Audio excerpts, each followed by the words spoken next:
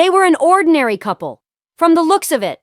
A house in the suburbs, a lawn, family photos on the walls, dinners together under the TV. He was confident, with a temper, as he said himself. She's malleable, self-sufficient.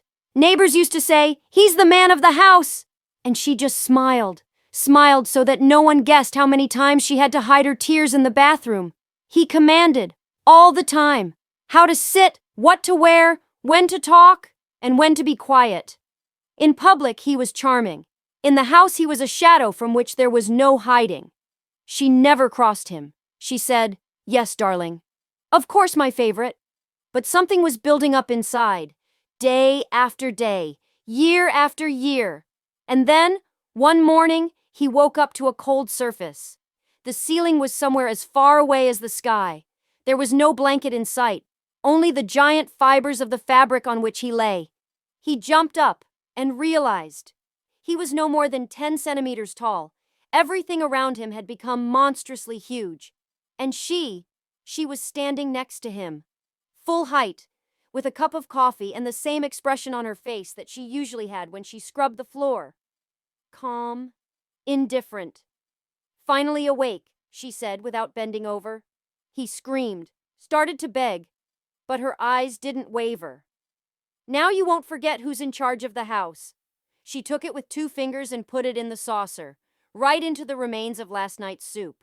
He tried to get out, slipping, falling. She laughed, for the first time in a long time. Real fun. "You always said I cook like mop water, didn't you? Try it now.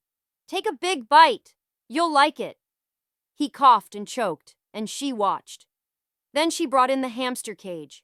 She put toilet paper in it and threw in a piece of cheese. He was hungry, but he realized the cheese was moldy, on purpose. Days passed. She nursed. A drop of water in a spoon, crumbs from the table. Sometimes she let him watch her eat at dinner, for real, with knife and fork, hot, flavorful, and just left him to watch, sitting in his cage. He didn't scream anymore. He didn't beg anymore. Just silently watched her from below, trying to see when she'd get fed up with this new order. But she just pressed her lips together and said, "Smaller man, less trouble."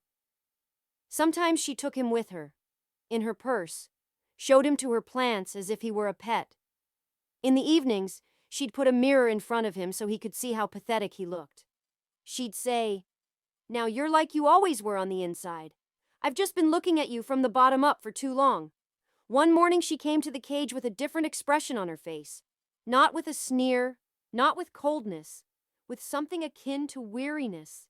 He was sitting in the corner with his arms around his knees, his gaze blank. "I thought it would help," she said quietly.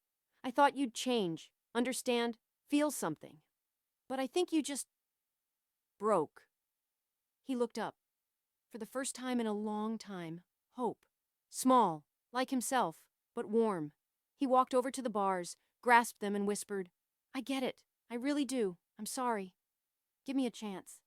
Please." She watched. For a long time. Like she was weighing something inside her. Then she opened the cage. "Okay, 1 chance, but you have to earn it." She pulled some old doll clothes out of a drawer, a shirt, pants, tiny shoes. She handed them to him and told him to put them on. He put them on hastily, humbly, silently. Then she put a matchbox in front of him, pulled a string like a leash, and tied it around his waist. Little men are like dogs. To earn your freedom, you must first show that you are obedient. He didn't say anything.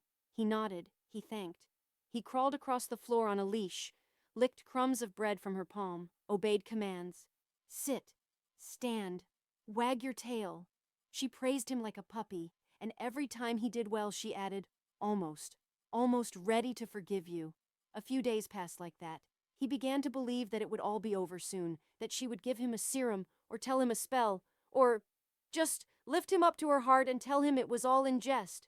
And so, one evening, she sat next to him on the floor.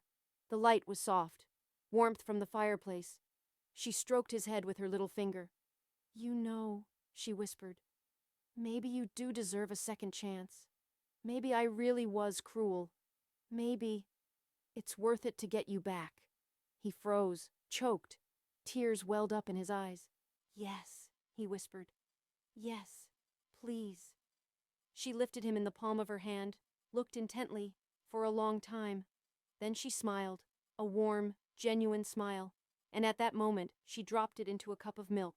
He was floundering, flailing, choking as she looked up.